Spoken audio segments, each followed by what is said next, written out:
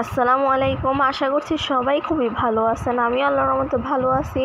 তো আজকে আমি আমার বোনের বাসা থেকে ভিডিওটা শুরু করলাম। তো এই তো আজকে আমার বোন রান্না করতেছে আমার খুবই প্রিয় শাপলা। কনিক করে বলছি উনি নাকি শাপলা পায় না, তো আমার বোনের জামাই নিয়ে আসছে শাপলা। এটা আমার বোন রান্না করবে। আর এই তো এখানে চিংড়ি মাছ ভিজা দিয়েছে, এটা দিয়ে রান্না করবে। এটা চট্টগ্রামে আমি পাই না, আমাদের ওখানে দেখিও না। এই তো বাচ্চারা খেলাধুলা করতেছে।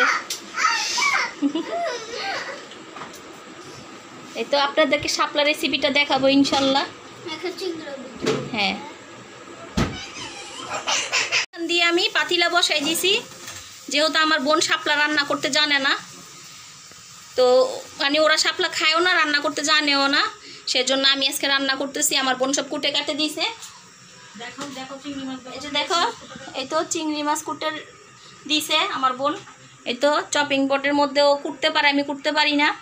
তো পেঁয়াজ রসুন কুটে দিয়েছে। আর এই তো শাপলা, এখন তেল দিয়ে দিব এখানে আমি। এই তো তেল দিয়ে দিচ্ছি, বিসমিল্লাহ।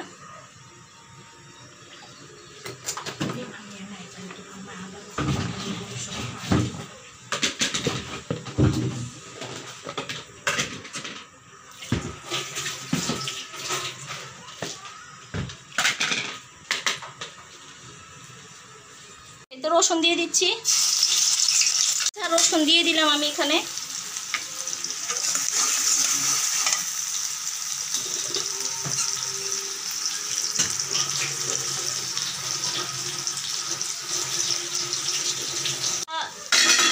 আর একটু করে লাল করব আমি।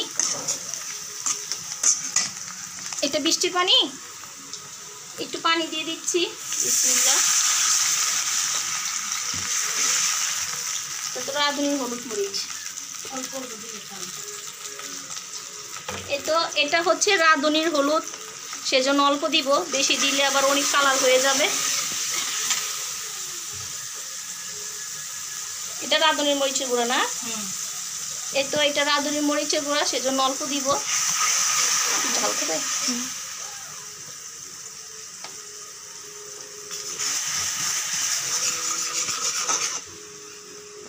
লবণ দিয়ে দিচ্ছি। এটা একটু কষে নিক, পরে আসতেছি ফিরে। এই তো চিংড়ি মাছ দিয়ে দিচ্ছি আমি। চিংড়ি মাছ দিয়ে রান্না করব।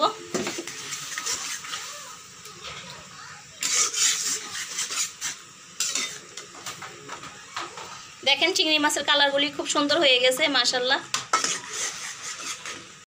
মশলাটা কষানো হয়ে গেছে, এখানে আমি এখন শাপলা দিয়ে দিব, বিসমিল্লাহ। শাপলা মাশাআল্লাহ।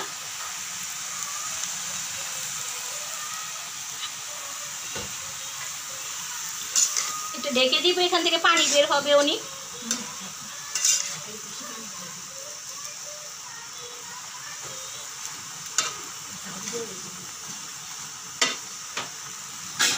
একটু কি অবস্থা, বিসমিল্লাহ।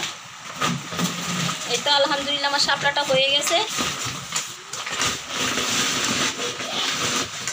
আপনাদেরকে খেয়ে রিভিউ দিব কেমন খেতে। এই তো জালটা অফ করে দিই, বিসমিল্লাহ।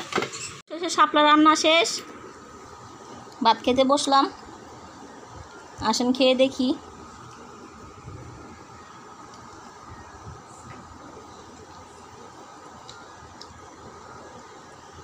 বিসমিল্লাহ।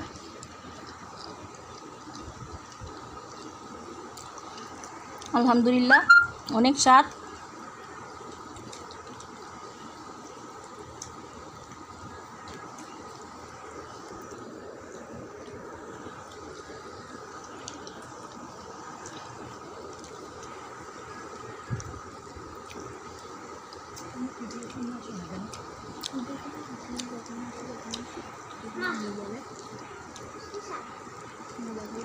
এগুলোই যাবে কেন?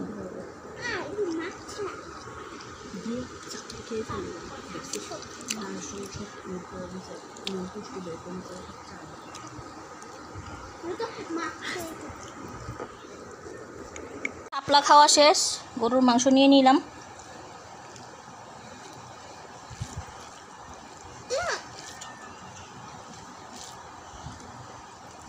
হাতে গরুর মাংসটা অনেক মজা হয়েছে, সফট হয়েছে, সাথে আলু দিছে।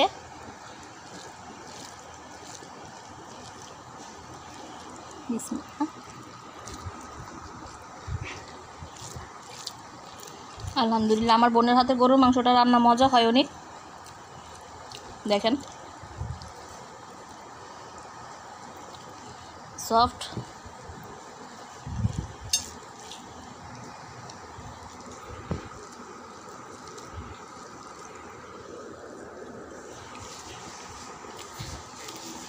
এটা চর্বি।